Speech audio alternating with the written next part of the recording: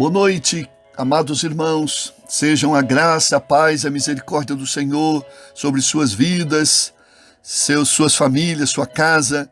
Espero que tenham tido um dia abençoado de proteção e cuidado divinos. Quero continuar a minha meditação, iniciada ontem, sobre o tema O que fazer quando a situação está fora do nosso controle. E continuo lendo a partir do verso de número 20. Não aparecendo nem sol nem estrelas por muitos dias, e continuando a bater-se sobre nós grande tempestade, finalmente perdemos toda a esperança de salvação, visto que os homens tinham passado muito tempo sem comer. Paulo levantou-se diante deles e disse: os senhores deveriam ter aceito o meu conselho de não partir de Creta, pois assim teriam evitado este dano e prejuízo. Mas agora recomendo-lhes que tenham coragem, pois nenhum de vocês perderá a vida, apenas o navio será destruído. Pois ontem à noite apareceu-me um anjo de Deus, a quem pertenço e a quem adoro, dizendo-me: Paulo, não tenha medo, é preciso que você compareça perante César. Deus, por sua graça, deu-lhe as vidas de todos os que estão navegando com você. Assim, tenham ânimo, senhores. Creio em Deus que acontecerá do modo que me foi dito. Devemos ser arrastados para alguma ilha. E o verso 34. Agora eu os aconselho a comerem algo, pois só assim poderão sobreviver. Nenhum de vocês perderá um fio de cabelo sequer. Tendo dito isto, tomou o pão e deu graças a Deus diante de todos. Então partiu e começou a comer. Todos se reanimaram e também comeram, até ficarem satisfeitos. Estavam a bordo 276 pessoas. Dessa forma, todos chegaram a salvo em terra. Paulo em viagem para Roma, sendo levado prisioneiro por um grupo de soldados com outros prisioneiros, comandado pelo centurião Júlio. Eles estavam agora enfrentando esta terrível tempestade, que não somente abalou o navio, mas principalmente o emocional deles, e todos estavam achando que não teriam mais esperança de se salvarem. E aí meditamos, o que fazer quando a situação está fora do nosso controle e quase nada podemos fazer? E dissemos ontem, devemos cessar a manobra, como fizeram, verso 15, cessamos a manobra e nos fomos deixando levar. É entregar tudo nas mãos de Deus, pois Ele sempre tem o controle da situação. Segundo, aliviar a carga. E fizeram isso, açoitados severamente pela tormenta. No dia seguinte, já aliviaram o navio, lançaram fora com as próprias mãos a armação do navio. Meus irmãos, livremos-nos de tudo que é irrelevante, frívolo, banal, adiável, mas que até então tem tomado nosso tempo, nosso dinheiro, nossa atenção, mas que nada contribui para o nosso crescimento espiritual.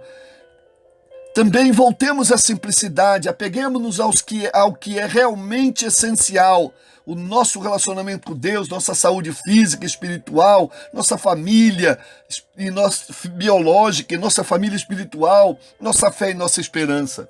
Terceiro, devemos obedecer à orientação de pessoas que julgamos sábias. Paulo disse, senhores, na verdade era preciso terem me atendido. Não atenderam Paulo, ouviram outros. Ter ouvido somente para as pessoas que o Espírito de Deus nos mostrarem serem sábias e interessadas na vida humana e não nos seus próprios interesses. E a gente ouve tantas pessoas falando, Deus vai nos mostrar a quem ouvir. Mas nesta noite quero continuar refletindo sobre o que mais podemos fazer quando a situação está fora do controle. E o texto nos ensina, em quarto lugar, não perder o ânimo e a confiança em Deus. Verso 23, Paulo vai dizer, o texto vai dizer, mas agora vos aconselho, Paulo dizendo, bom ânimo, porque nenhuma vida se perderá de entre vós, mas somente o navio. Pois ontem à noite apareceu-me um anjo de Deus, a quem pertenço e a quem adoro, dizendo: Paulo, não tenha medo. É preciso que você compareça perante César. Por sua graça, deu-lhes a vida de todos os que estão navegando com você. Assim, tenham ânimo, senhores. Creio em Deus que acontecerá do modo como Ele me tem falado. Tenham ânimo, é isso que precisamos deste tempo. Manter a nossa alma animada, o nosso coração entusiasmado, o nosso coração cheio de esperança. Não estou dizendo que neste caso nenhuma vida se perderá. No caso da pandemia, a gente está vendo tantas vidas morrerem. Mas o que se destaca aqui é o que Paulo sabia, que ele tinha uma missão a cumprir e que Deus o preservaria. E por graça divina, para a alegria de Paulo, ele também prometeu preservar a vida de todos que estavam no navio. É a bênção do cristão se estendendo a outras vidas. Se Deus o preserva desta pandemia, é porque você ainda tem uma missão, como Paulo tinha, para cumprir para o Senhor. E se você preservar, se Deus preservar a sua vida, isso quer dizer que Deus está te dando um sinal: eu preciso de você. Você está frio espiritualmente ou tem talvez algum pecado. Saiba que Ele estará dando a você uma nova oportunidade para consertar a sua vida com Ele e cumprir a missão que o Senhor tem dado a você. Se Deus levar um servo dele para a sua presença por causa desta situação de pandemia, é porque este servo já cumpriu a sua missão e receberá o seu galardão da plena salvação. Portanto, nós estamos tranquilos. Se Deus quer que nós continuemos vivos, é porque temos uma missão e Deus tem um propósito na nossa vida. Se não, já fizemos o que lhe agradava ao coração e Ele vai nos recolher para uma vida muito melhor. Tudo está nas mãos dele e nós descansamos. A quinta coisa que devemos fazer quando a situação está fora do controle é cuidar da gente, é cuidar-se. Veja o verso 33. Pouco antes de amanhecer, Paulo insistia que todos se alimentassem, dizendo: hoje faz 14 dias que vocês têm estado em vigília constante, sem nada comer. Agora eu os aconselho a comerem algo, pois só assim poderão sobreviver. Nenhum de vocês perderá um fio de cabelo sequer. Que promessa, que palavra de ânimo, de sabedoria.